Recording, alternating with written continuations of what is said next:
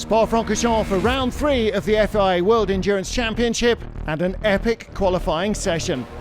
As ever, first out the GTE Am cars with the bronze-rated drivers. PJ Hyatt had just up the fastest lap of the session.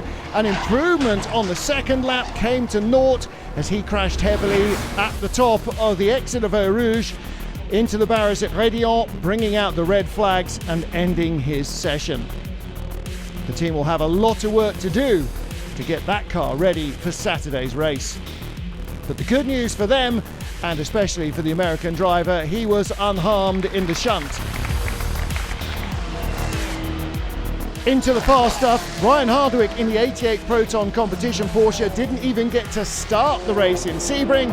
He was third fastest. Sarah Bovy again second quickest, as she has been in both of the qualifying sessions this year in the Iron Dames Porsche, but this time it was not her nemesis, the Corvette driver Ben Keating, who was on top of the pile. Again, as last year, Aston Martin was on pole here in GTE Am. This year it wasn't Ben Keating, it was Oman's Ahmed Al-Harthi, the first Omani driver to take an FIA pole position. LMP2 and everybody with the same Orica chassis, Gibson engine and Goodyear tyres. Third fastest went to Prema after an epic battle for supremacy, with Danny Kvyat setting the time. Just ahead of him was Louis Delatraz for the local heroes Team WRT, as rain sprinkled towards the end of the session, but it was an epic effort from United Autosport's Tom Blomqvist. His first qualifying this season, he put himself and the team at the front of the P2 field.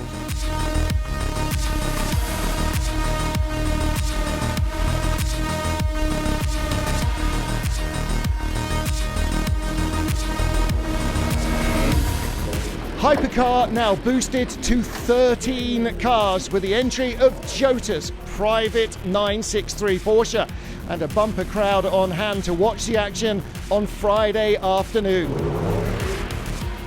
Lots of attention on the red cars, the Ferraris that took pole in Sebring, but the first big blow was to the number 8 Toyota that failed to finish last year's race. Brendan Hartley on his outlap, the car breaking away from him, a relatively gentle slap into the barriers, but qualifying was over for the Kiwi before it had begun. Guys, I'm in the wall.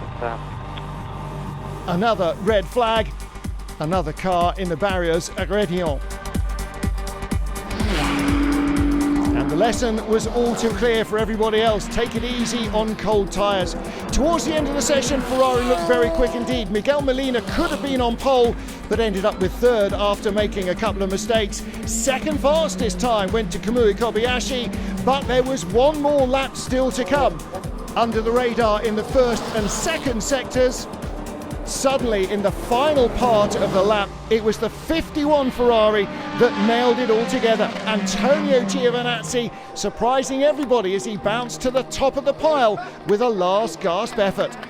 But even as Ferrari was celebrating, their pole position was to be short-lived. Giovinazzi had run wide on the exit de Les Combes, exceeded track limits, his fastest lap was deleted, and so Toyota inherited pole position, and they will start at the front of the field for the 6 hours of Spa-Francorchamps on Saturday lunchtime. Really lucky to have the lap deleted, but it's good to start tomorrow like this.